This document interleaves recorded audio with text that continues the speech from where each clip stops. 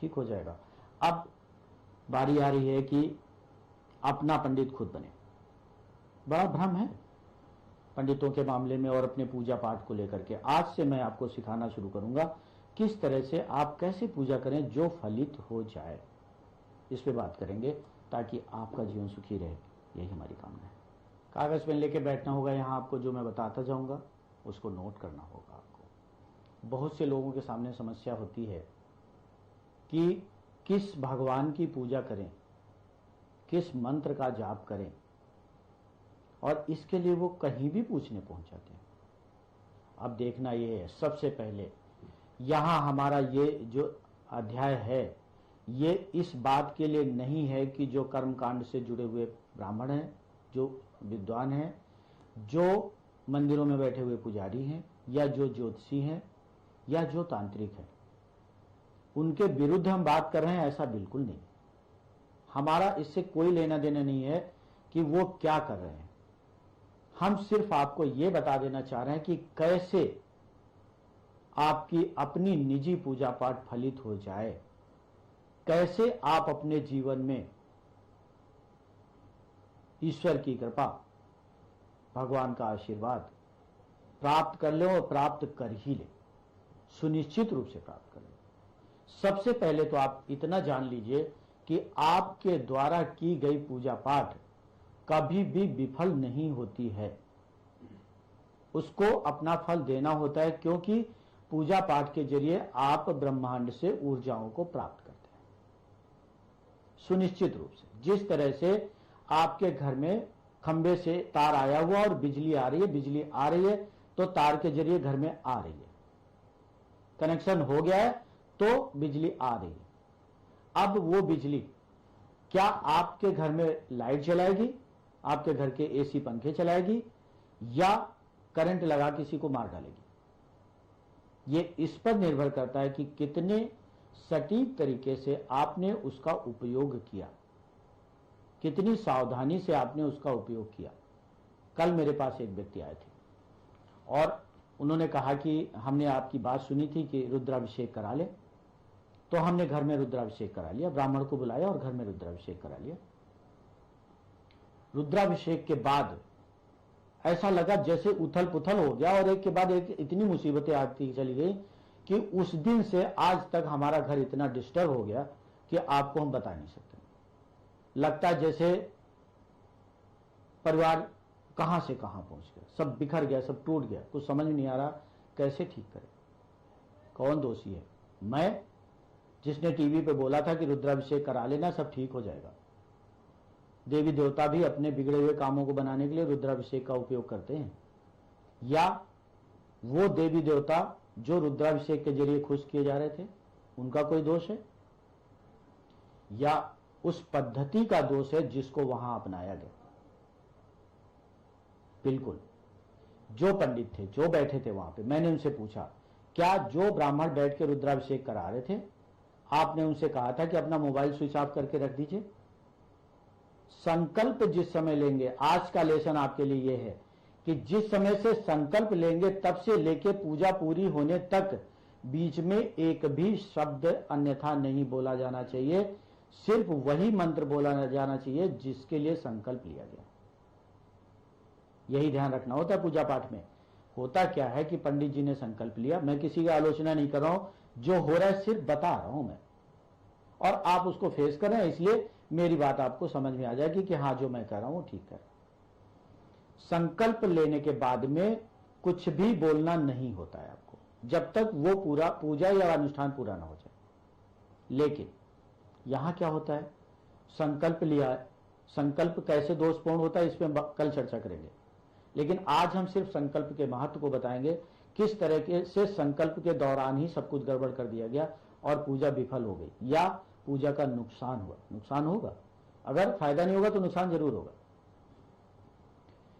तो संकल्प लेने के बाद पंडित जी मोबाइल, उन्होंने कहा पंडित जी ने तो मोबाइल बंद ही नहीं किया था, वो मोबाइल पे लगातार बात ही कर रहे थे। संकल्प लिया, उसके बाद भी बात की, बीच में एक हाथ से सरंगी पकड़े हुए थे, जलधारा गिर रही थी, दूसरे हाथ से मोबाइल पे बात कर रहे थे, और बीच बीच में कहते जा रहे थे कि अभी 5 और कराने हैं मुझे शाम तक जाकर के।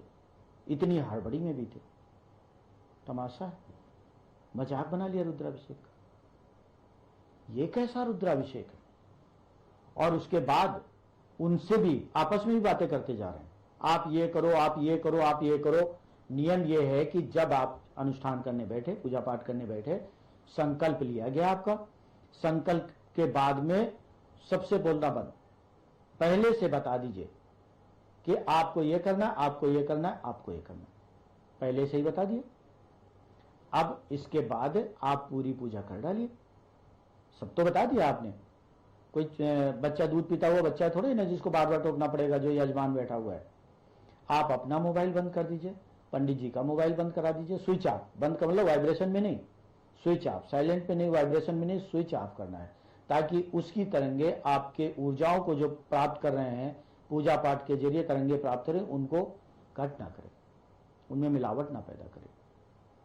इस तरह से पूजा पाठ की जाती है। ये नहीं हो रहा है। आपने भी देखा होगा, संकल्प लेने के बाद भी पंडित जी कुछ ना कुछ बोलते रहते। मान लीजिए आपका नाम श्यामलाल है और रुद्राभिषेक किया जाना है, तो वो आपको श्यामलाल जी जरा ये कर दीजिए, श्यामलाल जी जरा बाल्टी इधर खिसका लीजिए, जरा फूल उठा लीजिए, अब आप बेलपत्र उठा लीजिए, अब आप ये करिए, जरा उधर खिसक के बैठ जाइए, थोड़ा आसन इधर कर लीजिए। ये सब नहीं होना चाहिए, ये सब पहले ही हो जाना चाहिए।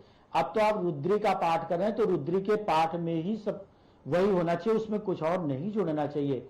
जो आप बोलेंगे इसके बाद में वो सब उसी रुद्री के पाठ में शामिल हो जाएगा और रुद्री की शुद्धता भंग हो गई, अशुद्ध हो गई रुद्री पाठ। जब आपने उस शास्त्र को अशुद्ध कर दिया जिसके जरिए ऊर्जाएं प्राप्त करना चाह रहे थे, तो अशुद्ध ऊर्जाएं प्राप्त होंगी और ये विनाश करेंगी ही करेंगी। मत करिए, मत कराइए पूजा पाठ। विषाक्त भोजन करने से अच्छा है भोजन ना किया जाए। एक थाली परोसी रखी हुई है और उसमें जहर मिला हुआ है, भूख बहुत लगी हुई है। अब हम करें साहब खाना खाएंगे, भोजन करेंगे, तभी भूख समाप्त होगी, और हमको पता है इसमें जहर भी हो सकता है, तो क्या उचित है कि हम उस भोजन को खा लें जिसमें जहर है? कम से कम भूख से हम कुछ सर्वाइवल तो बढ़ जाएगा। विष मुक्त युक्त भोजन कर लेंगे तो मृत्यु तो निश्चित हो जाएगी। इसी तरह से दोषपूर्ण पूजा पाठ जब भी किया जाएगा उसका दुष्परिणाम आएगा ही आएगा, कोई नहीं रोक सकता इसको। इससे अच्छा है कि ना किया जाए। मैं क्षमा मांगता हूं कि मैंने यहां बैठ के बोला कि आप रुद्राभिषेक करा लो, और इससे प्रेरित होकर के आपने रुद्राभिषेक कराया, इसका मैं धन्यवाद देता हूं आपको। लेकिन मैंने साथ में यह भी कहा था कि रुद्राभिषेक करने वाला आचार्य शुद्धता से रुद्राभिषेक करने वाला होना चाहिए। रुद्राभिषेक को मजाक नहीं बनाया जाना चाहिए। उन्होंने बताया कि रुद्राभिषेक हुआ, उसके बाद जो रुद्राभिषेक से पानी निकला तसले में भरा हुआ, बोले इसको ले जाओ अपनी गाड़ी में रख के, और गाड़ी में ले जाकर के पीपल के पेड़ पे डाल के आओ, जो कि बहुत दूर था। अजीब बेवकूफी है। आप वहीं कहते ले जाओ नाली में पलट दो इसको जाकर के। जब आप शिवालय में जाते हैं उस पर जल चढ़ता है, रुद्राभिषेक होता है, जो भी चढ़ता है नाली में ही तो बह के जाता है। तो आप यहां ये पाखंड क्यों कर रहे हो, प्रपंच क्यों कर रहे हो कि आप पानी ले जाकर के बाहर दूर वहां पीपल के पेड़ में डाल के आना? इतनी दूर भेजा उन्होंने, उस पानी को लिया, वो पानी विषाक्त हो गया। जो पानी शिवलिंग से बाहर निकल के आता है, द्रव्य जितना भी तरल पदार्थ, वो सब नकारात्मक ऊर्जाएं लिए हुए होता है। गाड़ी की सीट पे रखा, वो पानी छलक गया, गाड़ी की सीट पे बिखर गया, वो तो नकारात्मकता फैलाएगा ही फैलाएगा। आगे गए, टक्कर हुए, किसी को उन्होंने टक्कर मार दी, गाड़ी में खरोच आ गया, डेंट आ गई, और लड़ाई झगड़ा भी हो गया वहां पे, क्योंकि नकारात्मक ऊर्जा उनके गाड़ी के अंदर फैल गई उस पानी के जरिए। मैं बार बार कहता हूं, शिवालय पे, शिवलिंग पे चढ़ाया हुआ पानी हाथ में नहीं लगना चाहिए, छुआ नहीं जाना चाहिए, उसमें नकारात्मक ऊर्जाएं हैं। आपने तो गाड़ी में ही फैला दिया, वो गाड़ी तो नियंत्रण से बाहर हो ही जाएगी। इस तरह से उनका झगड़ा भी हुआ, मन भी खराब रहा। घर लौट के घर में फिर झगड़ा शुरू हो गया। घर का हर सदस्य एक दूसरे से लड़े जा रहा है। उस दिन से लेके कल मेरे पास आने तक लगातार लड़ाइयां होती हैं। बड़ा मुश्किल होता है, दूषित ऊर्जाएं घर में बैठ जाए तो उनको हटा पाना, बड़ी मुश्किल से उन ऊर्जाओं को मैं हटा पाया हूं। इसीलिए पहला लेसन ये है कि जब आप पूजा पाठ करने बैठ रहे हैं या किसी ब्राह्मण से करा रहे हैं, उसके प्रति अपना सम्मान बनाए रखिए। उनसे निवेदन कर लीजिए कि मोबाइल अपना बंद कर दीजिए, स्विच ऑफ कर दीजिए, मैं भी बंद कर दे रहा हूं। जब आप संकल्प ले लोगे उसके बाद में बीच में कोई बात मत करना, आप भी नहीं करोगे, मैं भी नहीं करूंगा। इस तरह से पूजा संपन्न करिए। लाभ मिलेगा, भगवान सुनेंगे आपकी बात को, आपका जीवन सुखी हो, यही हमारी कामना है। महासाधना के जरिए हमको जीवन के समस्त दुखों से मुक्त होना है। महासाधना में मैं आपकी ऊर्जाओं को साफ कर रहा हूं और उन्हें संतुलित भी कर रहा हूं, ऊर्जावान भी बना रहा हूं।